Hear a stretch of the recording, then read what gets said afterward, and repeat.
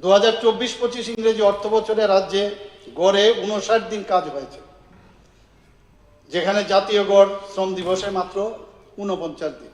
মানে সব জাতীয় গড় থেকে কিন্তু আমরা সবসময় উপরের দিকে আছি।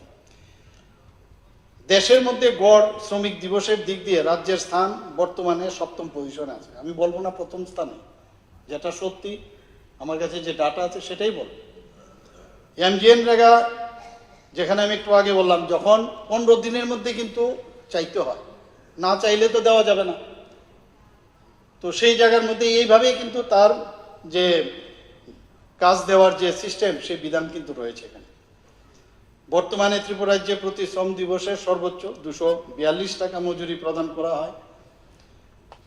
কিন্তু এটাকে স্টেট গভর্নমেন্ট যদি ইচ্ছেও করে সেটা কিন্তু বাড়াতে পারবে না, কারণ সেটা কেন্দ্রীয় সরকার প্রতি বছর যে CPIAL অর্থাৎ consumer price index for agriculture labour, এর উপর ভিত্তি করে প্রত্যেক রাজ্যের জন্য যারা অদক্ষ শ্রমিক তাদের মজুরি নির্ধারণ করে থাকে।